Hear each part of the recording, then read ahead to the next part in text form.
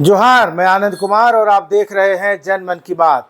दोस्तों, झारखंड की घाटशिला विधानसभा सीट पर 11 नवंबर को उपचुनाव हो रहा है और जेएमएम और बीजेपी इस चुनाव में आमने सामने हैं। हेमंत सोरेन के नेतृत्व में महागठबंधन में शामिल दलों के नेता, खास करके कांग्रेस के नेता मंत्री प्रचार में घाटशिला आ रहे हैं। राजद के तो एकमात्र मंत्री संजय यादव अपने बेटे रजनीश यादव, जो कहलगांव की सीट बिहार के चुनाव में है, वहां लड़ रहे हैं और मंत्री जी वहां ज़्यादा बिजी रह रहे हैं। घाटशिला में वैसे भी उनकी ज़रूरत नहीं है, लेकिन बिहार विधानसभा के चुनाव में राजद और कांग्रेस के हाथों जो अपमान जेएमएम ने झेला और उसके बाद घोषणा करने के बावजूद जेएमएम ने जिस तरह से चुनाव मैदान ही छोड़ दिया, यानी अपने कदम पीछे खींच लिए, उसको लेकर दोस्तों कुछ भी लोग अनुमान लगाते रहे, लेकिन मेरा आकलन यह है कि अब ये सिर्फ एक यू टर्न नहीं है, ये एक संकेत है कि गठबंधन की पुरानी किताबें अब बोझ बन गई हैं। उन्हें ढोना अब भारी पड़ने लगा है। मुख्यमंत्री हेमंत सोरेन, जो 2019 से झारखंड की सत्ता के केंद्र में हैं, आज एक ऐसे मोड़ पर खड़े हैं जहां कांग्रेस और आरजेडी की मजबूरी उनके लिए फायदेमंद तो है, लेकिन राज्य के विकास के लिए शायद अब ये पर्याप्त नहीं है। तो सवाल ये उठ रहा है कि क्या अब वक्त आ गया है कि भाजपा और झारखंड मुक्ति मोर्चा अपना अतीत भूलकर एक बार फिर से साथ आ जाएं? क्या जैसे बिहार में नीतीश कुमार को अनिवार्य अपरिहार्य मान लिया गया है, क्या वैसे ही अगर झारखंड में बीजेपी हेमंत सोरेन को भी अनिवार्य और अपरिहार्य मान ले, तो क्या कोई स्थिर यानी स्टेबल गठबंधन बन सकता है? क्या कोई स्थायी गठबंधन भी बन सकता है? दोस्तों, ये सवाल सिर्फ पॉलिटिकल नहीं है, कोई राजनीति का सवाल ही नहीं है, बल्कि झारखंड के 25 सालों के सफ़र का आईना भी है। पिछड़ापन, आदिवासी अस्मिता और विकास की उम्मीद के बीच अगर दो सबसे बड़ी राजनीतिक शक्तियां एक साथ आ जाएं, एक प्लेटफॉर्म पर आ जाएं, तो झारखंड को एक नई दिशा मिल सकती है। दोस्तों, इस विश्लेषण में मैं इतिहास से लेकर आज तक की फुसफुसाहट सबको बताऊंगा, सबको दिखाऊंगा कि क्या जो बात मैं कह रहा हूं, यानी बीजेपी और जेएमएम का कोई गठबंधन, क्या ये मुमकिन है या सिर्फ एक सपना भर है। आइए थोड़ा पीछे चलते हैं। दोस्तों, झारखंड की 6 विधानसभाओं का सफर, यानी साल 2000 से 2024 तक का कालखंड, लगातार फ्रैक्चर्ड मैंडेट, राष्ट्रपति शासन और गठबंधन की उलझनों से भरा रहा है। राज्य की कुल 81 विधानसभा सीटों में बहुमत के लिए चाहिए 41 का जादुई आंकड़ा, लेकिन कोई भी पार्टी यहां आज तक अकेले दम पर नहीं पहुंच पाई है। हाँ, भाजपा और जेएमएम की ज्वाइंट ताकत हमेशा बहुमत से ऊपर रही है, सिवाय 2009 के त्रिशंकु दौर के। दोस्तों, जरा आंकड़ों पर नजर डालते हैं।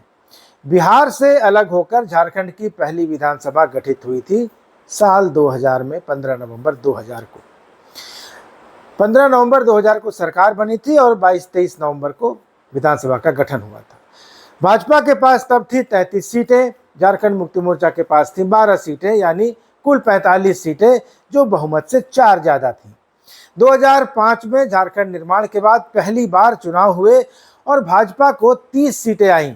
झारखंड मुक्ति मोर्चा को इस चुनाव में 17 सीटें मिली और ये योग होता है 47 सीटों का, बहुमत से 6 सीटें ज़्यादा। 2009 में दोनों का स्कोर बराबर रहा, बीजेपी को भी 18, जेएमएम को भी 18, कुल सीटें 36, बहुमत से 5 सीटें कम। लेकिन 2014 में बीजेपी को अब तक की सर्वाधिक सीटें आई, 37 सीटें, और झारखंड मुक्ति मोर्चा के हिस्से में आई 19, यानी कुल 56 सीटें। आज 4 दलों को मिलाकर हेमंत सोरेन के पास 56 सीटें हैं। 2019 में भाजपा घट गई, 25 पर आ गई, झारखंड मुक्ति मोर्चा बढ़ गया, 30 पर चढ़ गया और फिर यह आंकड़ा 56 से घटकर 55 हो जाता है। 2014 में भाजपा थोड़ा और घटी, 21 पर आ गई, झामुमो थोड़ा और बढ़ गया, 34 पर आ गया, लेकिन टोटल फिर वही 55 सीटें ही रहीं, अगर बीजेपी और जेएमएम के आंकड़ों को जोड़ दें तो। और हेमंत सोरेन आज जिस 56 सीटों के आंकड़े पर बैठे हैं, हालांकि घाटशिला पर अभी उपचुनाव होगा तब 56 होगा, अभी 55 है, तो ये आंकड़ा 2019 वाले आंकड़े से मैच कर जाता है। तो इन आंकड़ों की कहानी बिल्कुल साफ है। भाजपा और जेएमएम की जोड़ी हमेशा अपराजय यानी इनविंसिबल रही है। लेकिन विडंबना यह कि साथ आने की सोच बनी भी तो हांडी पूरी पकी नहीं, 2 बार चढ़ी लेकिन दोनों बार कच्ची रह गई। साल 2009 का वक्त याद कीजिए दोस्तों, त्रिशंकु सदन था, 3 मुख्यमंत्री बदले, गुरुजी, अर्जुन मुंडा और हेमंत सोरेन।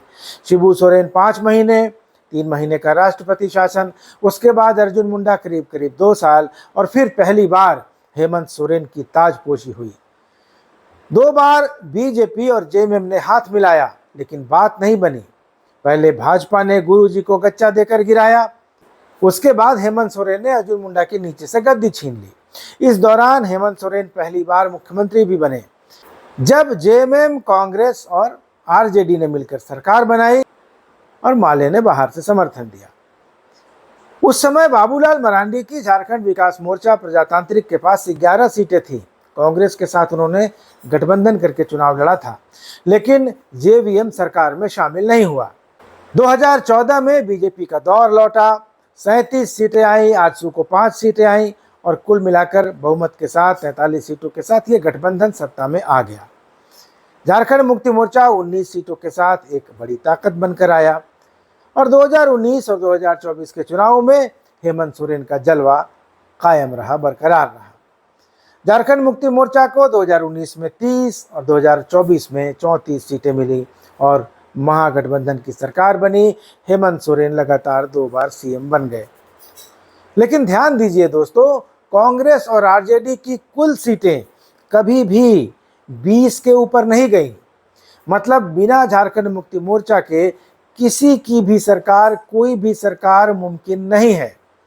और भाजपा और जेएमएम का अगर कुल योग देखें तो ये हमेशा 45 के ऊपर रहा है, सिर्फ एक बार को छोड़कर। यानी झारखंड की सत्ता की असली कुंजी हमेशा हेमंत सोरेन के पास ही रही है। तो अब बात करते हैं हेमंत सोरेन की। हेमंत सोरेन को अगर आज की तारीख में, वर्तमान परिस्थिति में झारखंड का नीतीश कुमार कहें तो गलत नहीं होगा।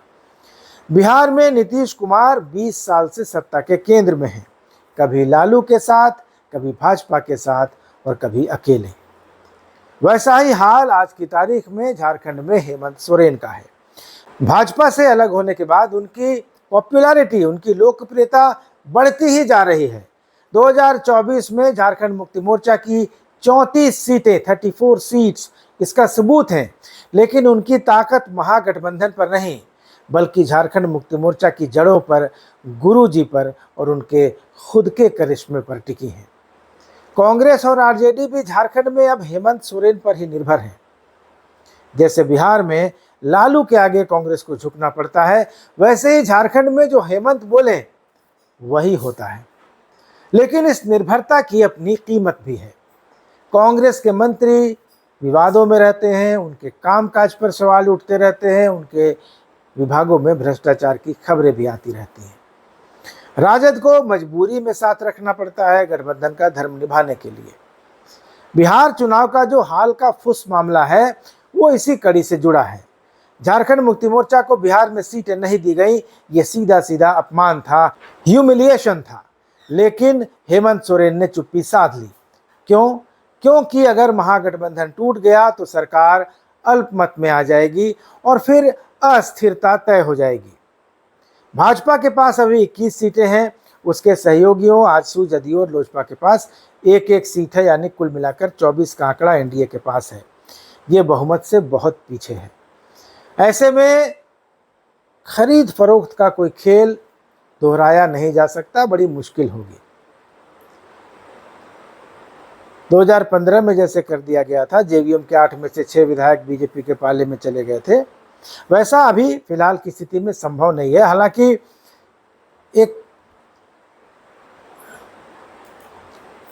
हालांकि 2019 में जब पहली बार हेमंत सोरेन की सरकार बनी थी, तब से ये संभावना जताई जाती है कि कांग्रेस का एक धड़ा टूट सकता है। 2019 से 24 वाले कार्यकाल में भी एक बेसा कांग्रेस बनने की बात हो रही थी और कहा जा रहा था कि कांग्रेस का एक धड़ा टूटकर अलग होगा, वैसा कुछ हुआ नहीं। और फिर इरफान अंसारी, राजेश कच्छप और नमन विकसल कोंगाड़ी कोलकाता जाते समय पकड़े गए, उनकी गाड़ी में 45 लाख रुपए थे। कांग्रेस के ही अनूप सिंह ने आरोप लगाया कि सरकार गिराने की साजिश थी। उन्होंने बाकायदा मुकदमा भी दर्ज कराया। हालांकि इन विधायकों का कहना था कि वे लोग साड़ी धोती खरीदने जा रहे थे, लेकिन इनको जेल हो गई, जेल से छूट कर आए, फिर चुनाव हुआ, सारे लोग जीत गए। इनको हालांकि निलंबित कर दिया गया था, बाद में निलंबन कांग्रेस ने वापस लिया, चुनाव में टिकट भी दिया, ये लोग जीत भी गए, और इनमें से डॉक्टर इरफान अंसारी आज स्वास्थ्य मंत्री भी हैं। तो ये सब हुआ है। लेकिन अब सवाल है कि क्या बीजेपी और जेएमएम एक बार फिर से साथ आ सकते हैं? 2014 के बाद का अनुभव कड़वा रहा है। हेमंत सोरेन को ईडी की कार्रवाई का सामना करना पड़ा, सीबीआई का सामना करना पड़ा, उन्हें जेल तक जाना पड़ा, परिवार के लोगों पर भी मुकदमे चले। लेकिन अब वक्त बदल चुका है। 2025 की भाजपा 2014 के पहले वाली भाजपा नहीं है। 2014 से 2025 तक की भाजपा अलग है। अटल, आडवाणी और राजनाथ सिंह वाला दौर अब नहीं है। अब वही होता है जो मोदी और अमित शाह चाहते हैं, और वे कुर्सी चाहते हैं, राज्यों में अपनी सत्ता, अपनी सरकार चाहते हैं। बीजेपी केंद्र में मजबूत है, लेकिन झारखंड में कमजोर है। 21 सीटों पर ठहर चुकी पार्टी के पास अगले 2 चुनावों तक सत्ता की कोई आस दिखाई नहीं दे रही है। दूसरी तरफ हेमंत सोरेन पहले से कहीं ज्यादा मजबूत हैं। लेकिन अगर भाजपा नीतीश कुमार वाला मॉडल अपना ले, यानी सत्ता साझा कर ले और हेमंत सोरेन को अपना नेता, अपना मुखिया मान ले गठबंधन का, तो ये गठबंधन अपराजेय हो जाएगा, इसको हराया नहीं जा सकेगा। और इसका फायदा भी होगा, विकास का रास्ता खुलेगा। खनिज की रॉयल्टी, आदिवासी कल्याण, इंफ्रास्ट्रक्चर डेवलपमेंट जैसा बिहार में रोड और पुल पुलियों का हुआ है, इन सब पर केंद्र से कोई टकराव नहीं मिलेगा, भरपूर पैसा मिलेगा। हेमंत सोरेन को मोदी से दुश्मनी की कोई कीमत नहीं चुकानी पड़ेगी, बल्कि जो कीमत चुकाई है वो भी भरपाई हो सकती है। राज्य में राजनीतिक स्थिरता आएगी, नीतियों में निरंतरता रहेगी, और दोनों को राजनीतिक लाभ बराबर मिलेगा। भाजपा को झारखंड में फिर से जड़ जमाने का मौका मिलेगा, जेएमएम को राष्ट्रीय पहचान मिलेगी, और सत्ता की कमान साथ में मिलेगी। हेमंत सोरेन की लोकप्रियता जेल से लौटने के बाद और बढ़ गई है, इसमें कोई संदेह नहीं है। कल्पना सोरेन का जो उदय हुआ हेमंत सोरेन के जेल में रहते, वो भी जेएमएम के लिए एक पॉजिटिव फैक्टर है, और ये भाजपा के लिए भी पूरक साबित हो सकता है। लेकिन चुनौतियां भी कम नहीं हैं, भरोसा टूटा हुआ है। शिबू सोरेन के ज़माने की भाजपा अब वैसी नहीं है, और झारखंड मुक्ति मोर्चा भी गुरुजी वाला जेएमएम नहीं है, बदल चुका है। फिर भी बिहार का मॉडल बताता है कि राजनीति में कोई भी दरवाज़ा हमेशा के लिए बंद नहीं रहता। जब घोर दक्षिणपंथी और घोर समाजवादी बीजेपी और नीतीश साथ आ सकते हैं, तो हेमंत और बीजेपी भी आ सकते हैं। और बिहार के हालिया अपमान के बाद ऐसा लगता है कि हेमंत सोरेन का मन महागठबंधन से उचटने लगा है, और यही भाजपा के लिए मौका है। अगर वह हेमंत सोरेन से संपर्क करे और विकास का कोई एजेंडा लेकर, कोई ब्लूप्रिंट लेकर आगे बढ़े, तो चीज़ें बदल सकती हैं। और अंत में दोस्तों बस यही कहा जा सकता है कि झारखंड की मिट्टी संघर्ष की मिट्टी है। गुरु जी से लेकर हेमंत सोरेन तक की यात्रा त्याग और संघर्ष की कहानी है। लेकिन झारखंड का विकास अभी भी अधूरा है, झारखंड के सपने अभी भी अधूरे हैं। कांग्रेस और आरजेडी का बोझ हेमंत सोरेन के कंधों पर हर गुजरते दिन के साथ और भारी होता जा रहा है, पर भाजपा और झारखंड मुक्ति मोर्चा का साथ जरूरत बन चुका है। एक के बिना सरकार अधूरी, दूसरे के बिना दिशा अधूरी। अगर ये दोनों अपने अपने ईगो को, अहंकार को, अपनी इच्छाओं को किनारे रख दें, तो ये गठबंधन सिर्फ सत्ता नहीं बल्कि झारखंड के लिए भी समृद्धि लेकर आएगा, प्रॉस्पेरिटी लेकर आएगा, विकास लेकर आएगा, संभावनाएं लेकर आएगा। बिहार में बीजेपी ने नीतीश कुमार को अपनाया, तो झारखंड में उसे हेमंत सोरेन को अपनाने में क्या दिक्कत होगी? लेकिन सवाल है कि क्या ऐसा होगा? क्या भाजपा ऐसा चाहेगी? और उससे भी बड़ा सवाल कि क्या हेमंत सोरेन ऐसा चाहेंगे? क्या उन्हें बीजेपी के साथ जाना मंजूर होगा, जिसने उन्हें जेल भेजा? दोस्तों सवाल बड़ा है, लेकिन राजनीति में कोई परमानेंट शत्रु नहीं होता, कोई परमानेंट दोस्त भी नहीं होता, और राजनीति में दरवाजे भी किसी के लिए हमेशा के लिए बंद नहीं रहते। लेकिन सवाल दोस्तों फिर भी वही है कि पहली दस्तक कौन देगा? जाहिर है हेमंत तो देने नहीं जा रहे हैं, पहली दस्तक भाजपा को ही देनी होगी। तो क्या भाजपा दस्तक देगी? आपको क्या लगता है दोस्तों, क्या बीजेपी और जेएमएम का गठबंधन हो सकता है कोई ऐसी सूरत बन सकती है, और अगर ऐसा होता है तो इससे झारखंड को फ़ायदा होगा या नुकसान, अपनी राय ज़रूर दीजिएगा और चैनल को ज़रूर सब्सक्राइब कर लीजिएगा। वीडियो अच्छा लगा हो तो इसको ज़्यादा से ज़्यादा लाइक कीजिए और शेयर कीजिए। धन्यवाद, नमस्कार।